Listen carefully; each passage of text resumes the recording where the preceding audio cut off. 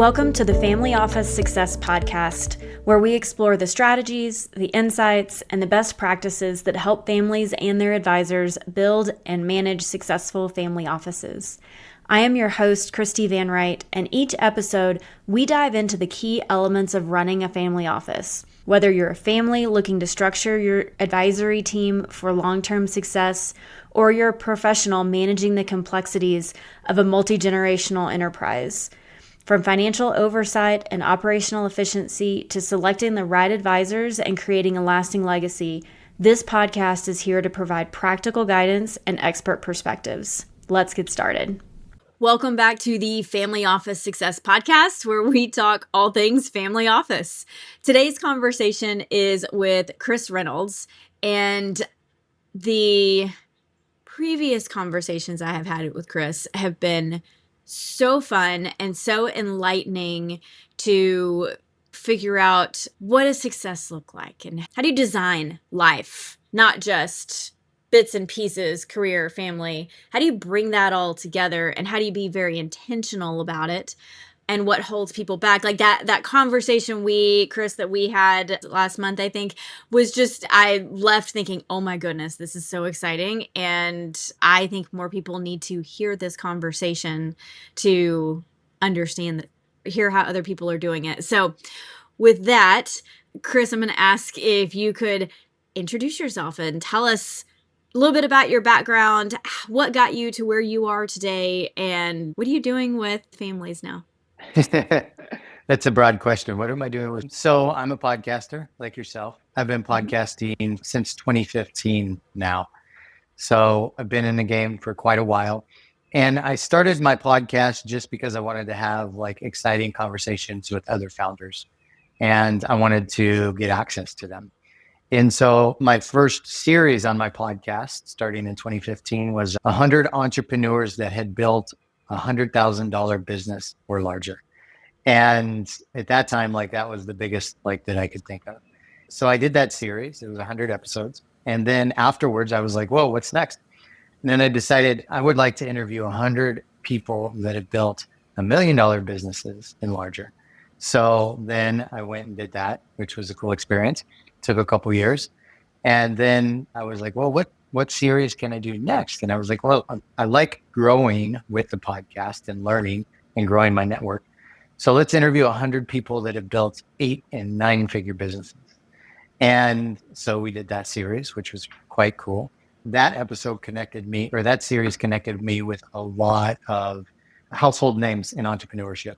That series is when I got to Alex Hormozi on the podcast, Chris Voss, the FBI hostage negotiator, some professional athletes, Laird Hamilton, big wave surfer, top neuroscientist, authors, New York Times bestsellers. So I got comfortable talking to some of the most successful people that are kind of household names in entrepreneurship and personal growth. And so then after that, I was like, well, I've been podcasting for quite a few years now.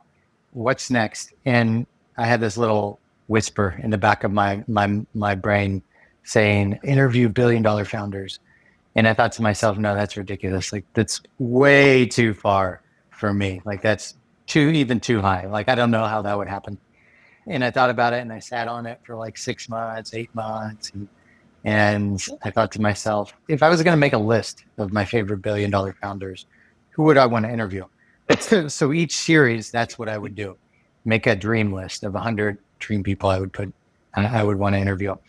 So I made the list and then I realized I went through my previous series, the 8 and 9-figure founders, and I started looking for contacts for the billion-dollar founders in that series.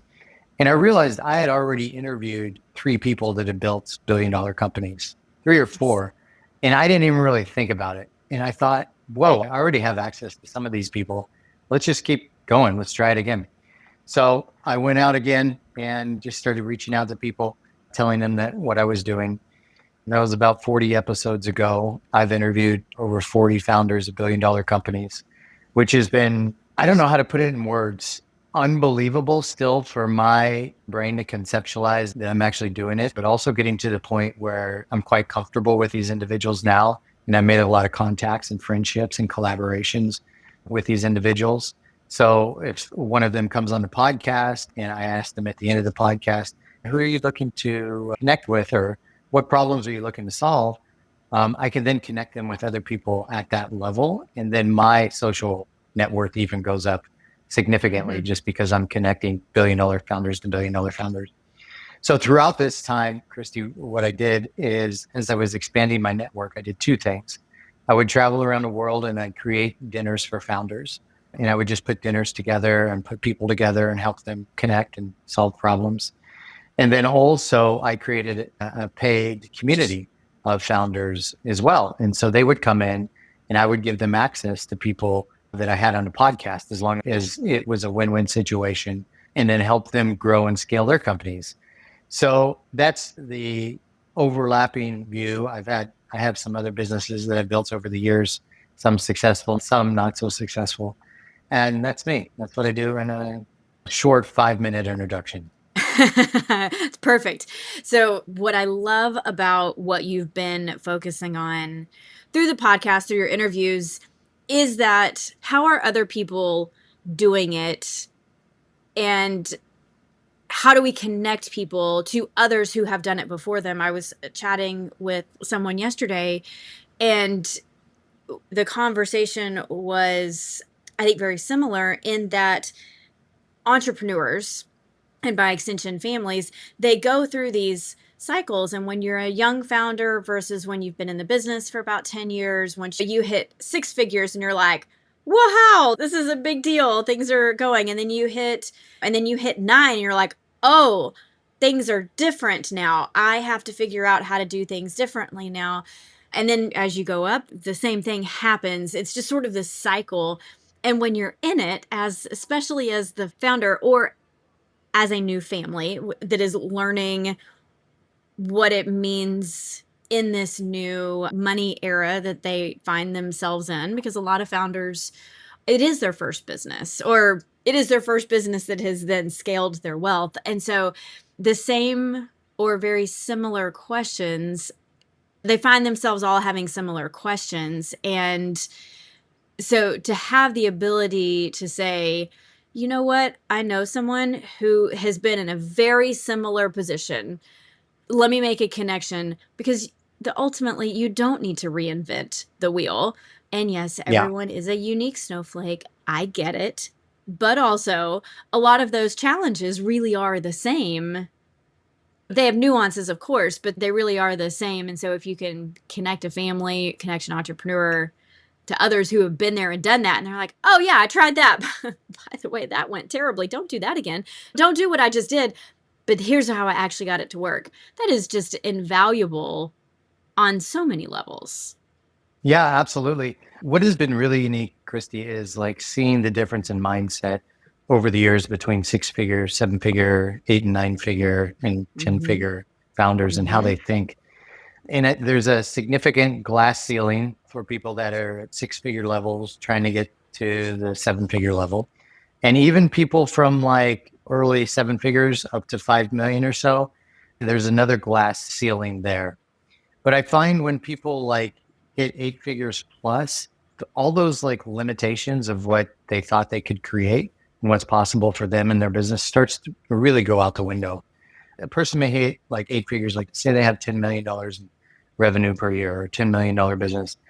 Then it's like possibilities start to like diminish.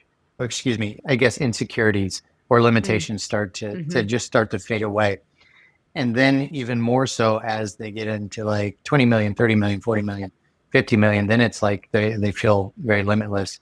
And especially plus 50 million, there's not too much difference between the mindset of plus 50 million to 9 figures and then beyond. And then the $1 billion founders, like there's just no limitation.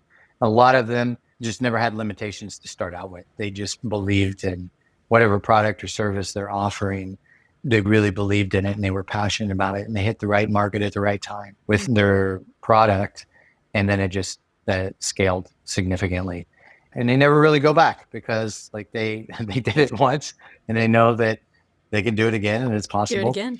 And so it's interesting to see the different mindset, because other than like a market being available for whatever product or service you have, as long as that's there, the only thing that's really stopping a person is their mindset and what is possible and their ability to build a team and a business around that. And when you can start removing those limitations, then people really grow and they scale. And that's why I wanted to bring the $1 billion founders in, because when an individual gets around them or listens to them or has direct access to them, all of a sudden, everything that all those numbers and limitations really just start to go away. And what's possible for an individual starts to expand significantly. And it's really cool to see. It's interesting. I do a lot of meditations, and the thing that always comes to me is think bigger. Think bigger, Christi. What else could this be? But if you don't have anyone to look at, that's it's hard. Like, I've had to go out and seek who has already done it. No, our space is a little unique, but reality, like, who has already thought bigger? Who's already done it? Like, it's like it's like not starting from a blank page on a Word document. Just someone saying, oh yeah, I did that, and then I went on to do this. And then you're like, oh, that's possible.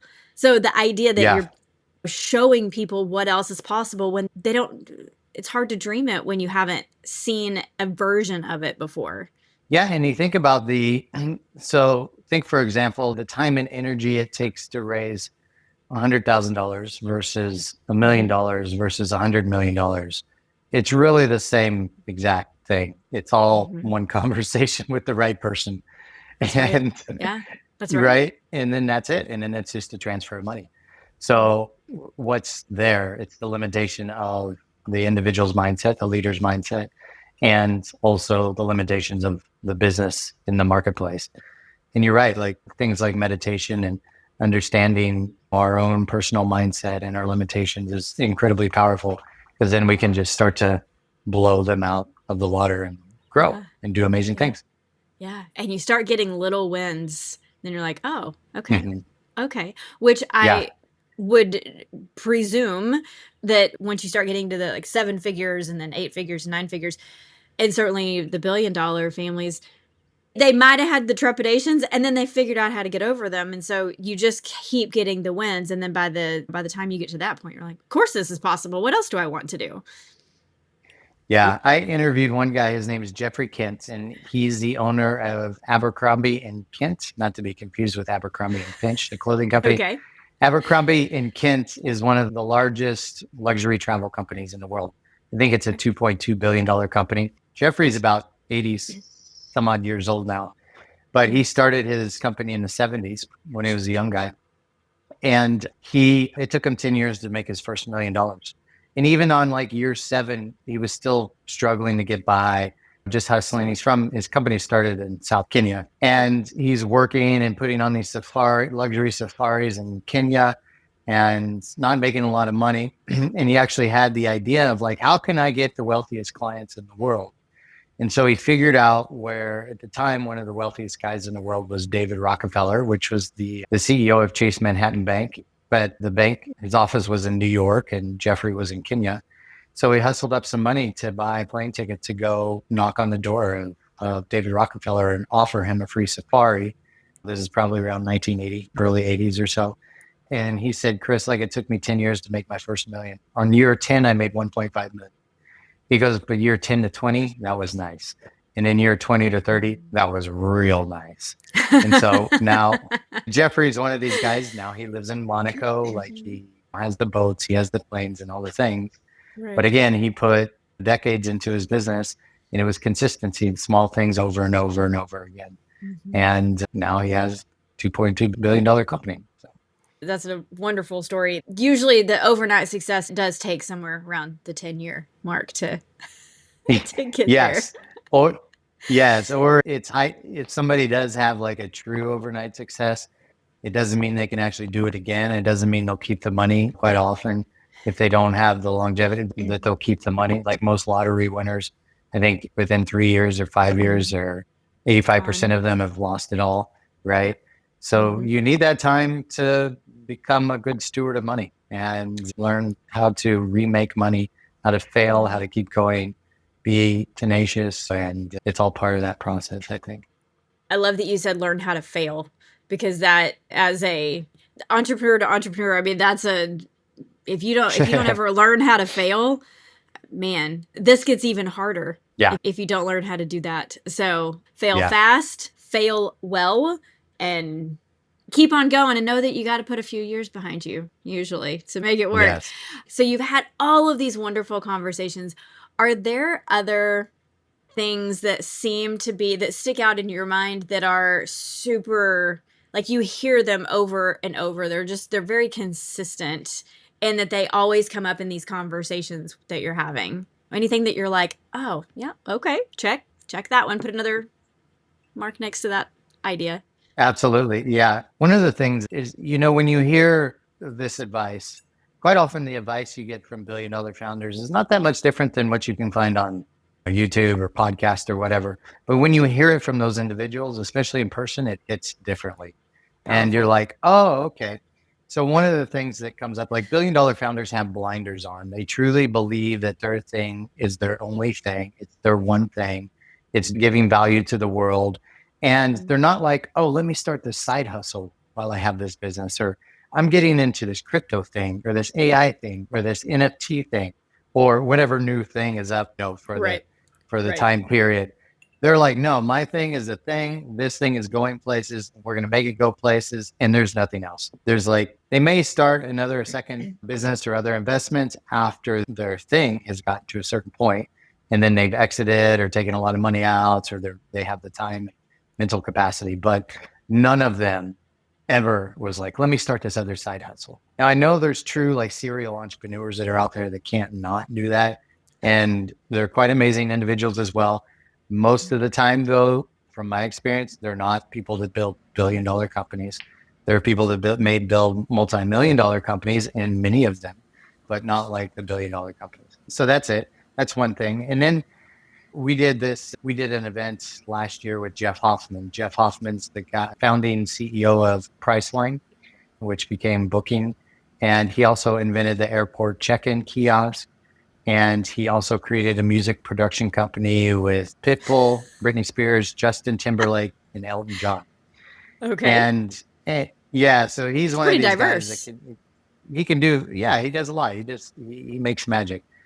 And anyway, one of the things he reiterated, so we do private events with 30 people or so, and one billion-dollar founder. We do this once or twice a year, and we go to wherever they're at, and we get a day or two with them.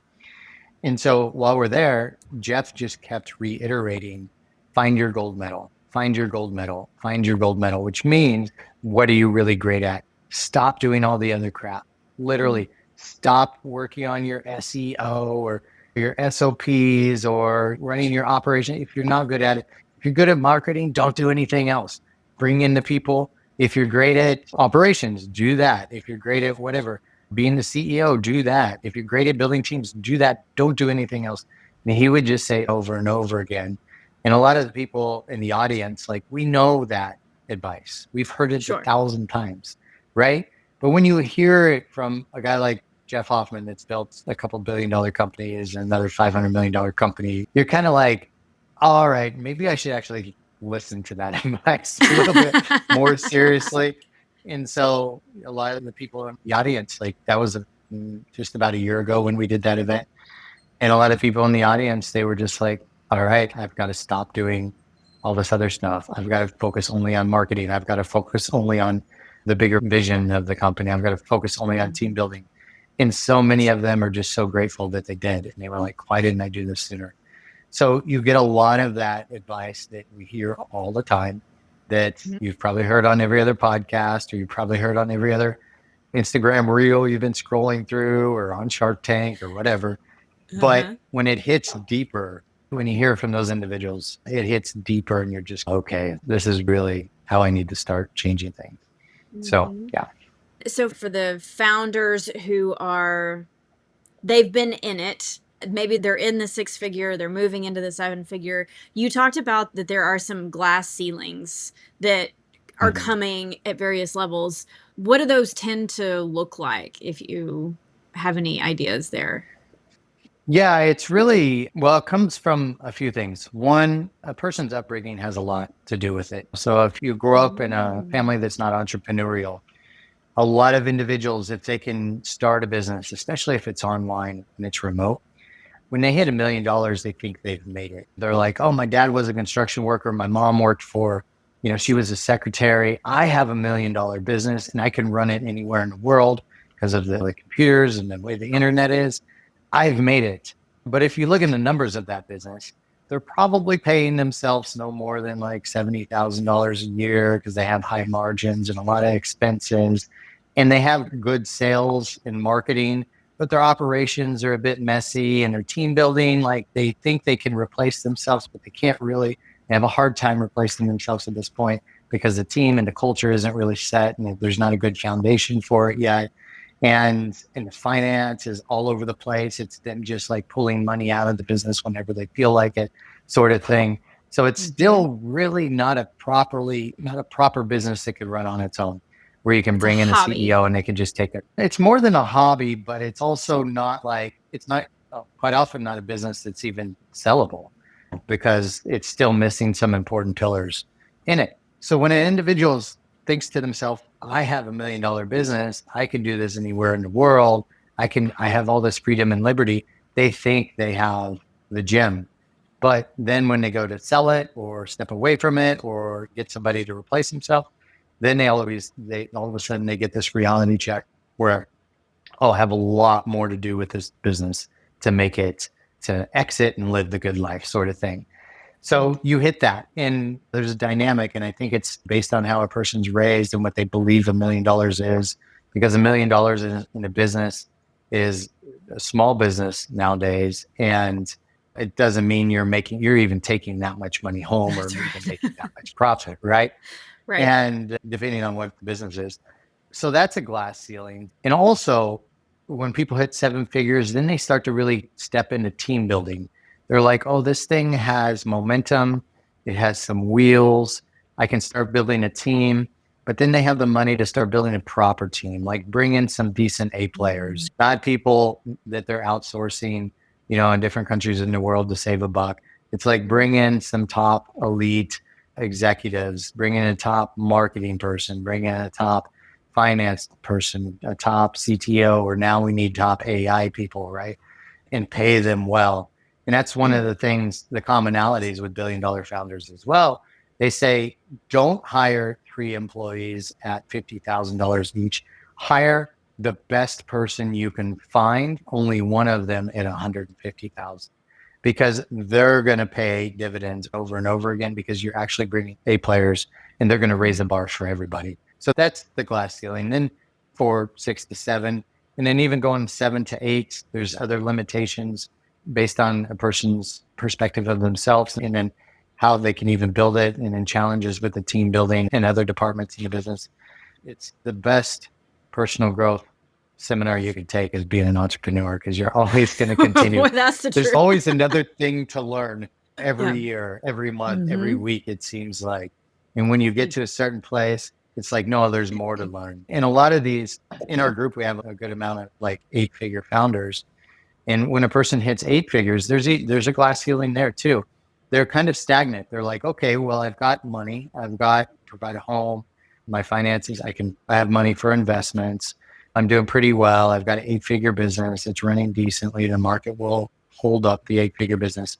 Then they lose their drive because it probably took them 10 years to get there anyway, right? And that I don't know if I want to continue to grow. I don't know how to grow, or if I should just take it easy and play with my kids or something like this.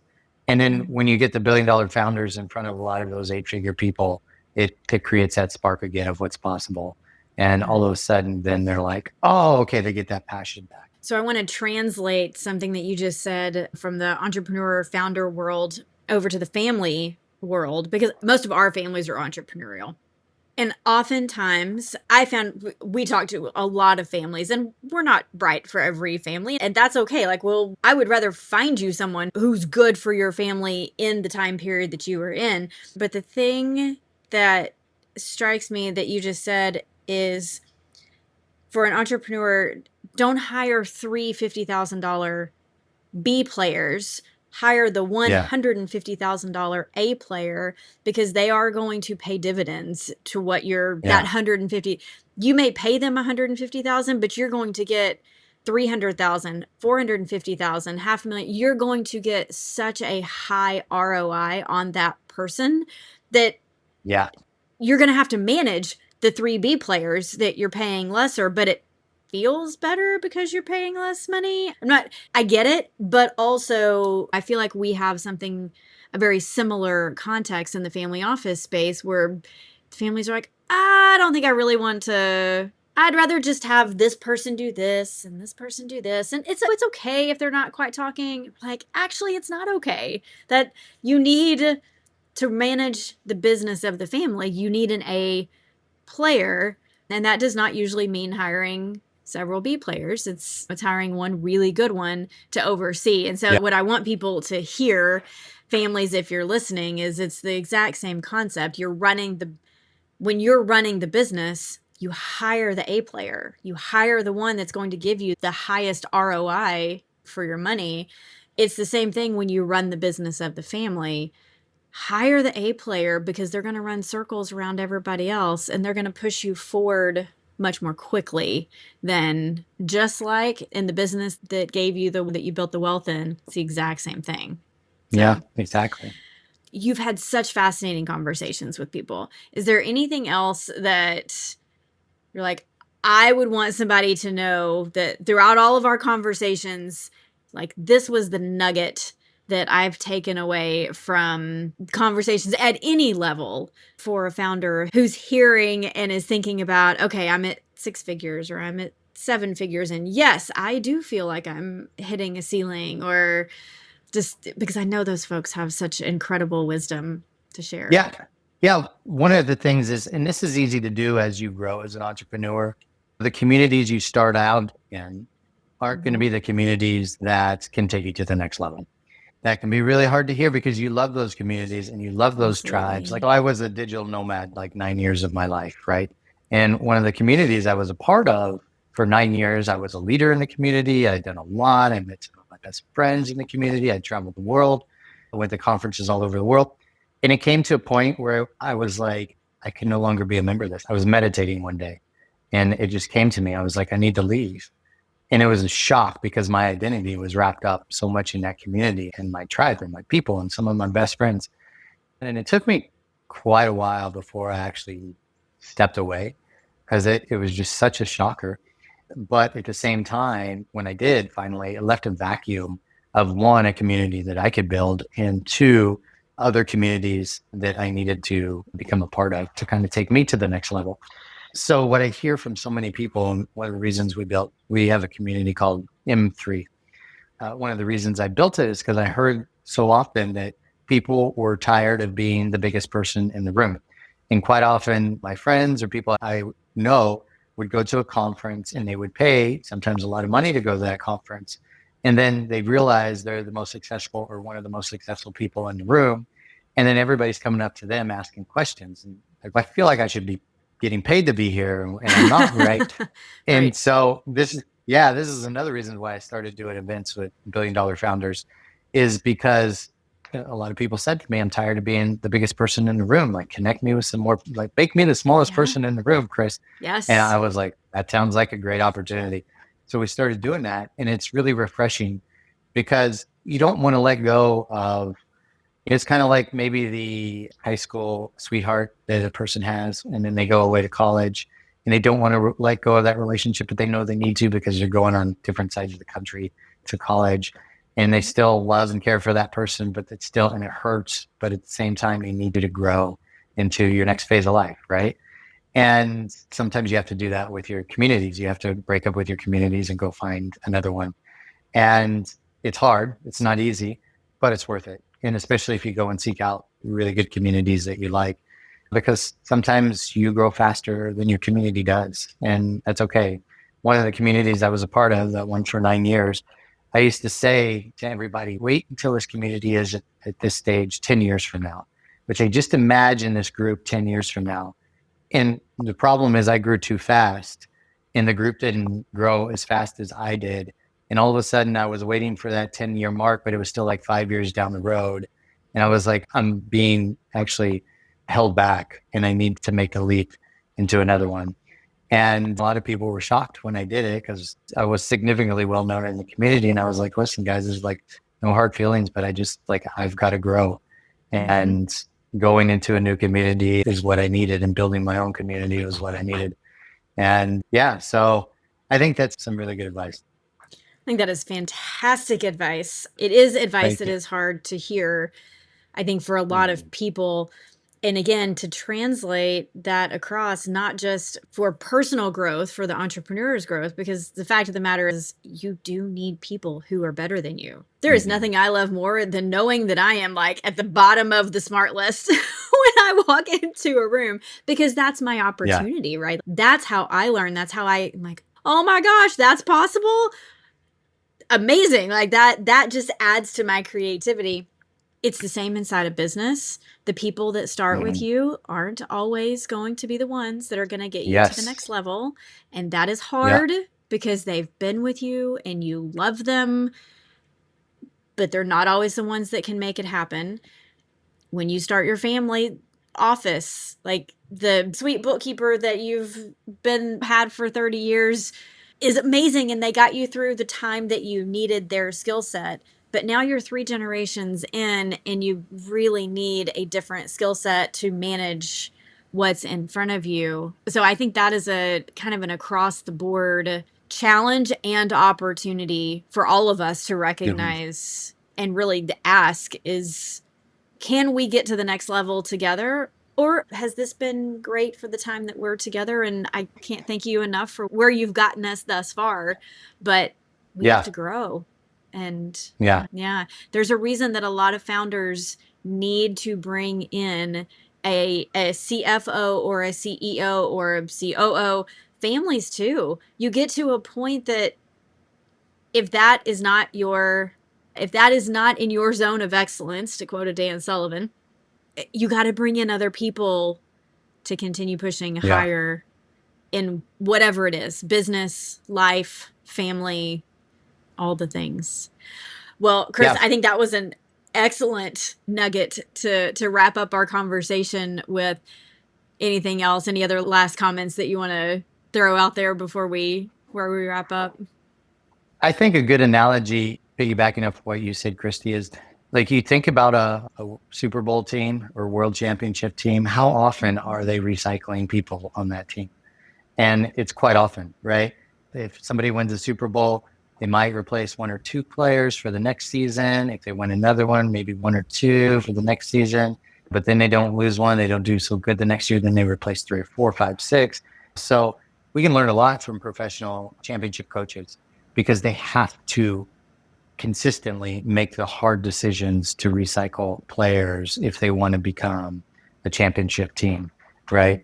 And we have to do that as entrepreneurs as well, because if we don't, then the business will be stale, stagnant, and it won't grow the way that, I think everybody, or at least I think a lot of people want it to grow, and to the level that it can. Yeah. I think if anybody gets into business thinking, I'm just going to build a mediocre business, this is not the game for you to be playing. This is not entrepreneurship is not for the weak of heart. That is for sure. It is not. No. Awesome. Chris, thank you very much for spending your time with us this morning. I so appreciate you doing it and passing on some of these things that you've learned over the years from the other entrepreneurs that you've gotten to meet and have conversations with. Where can people find your podcast? Because that is going to be the place to go to get more of these insights and tidbits. How do people find your podcast? We're on all the platforms. It's called the Business Method Podcast, also thebusinessmethod.com. And then our founders community is called m3.club, if you guys want to check it out. Okay.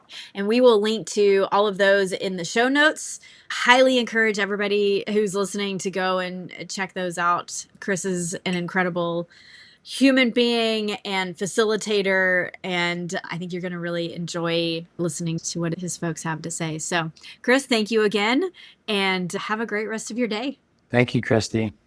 Thank you for joining me today on the Family Office Success Podcast.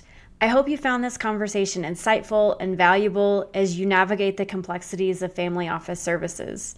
If you're looking for more ideas or resources, or want to explore how we can support your family office or your family through services and training and strategy, connect with me on LinkedIn or visit our website at whiteriverconsultants.com, and be sure to subscribe to our newsletter for updates and expert insights.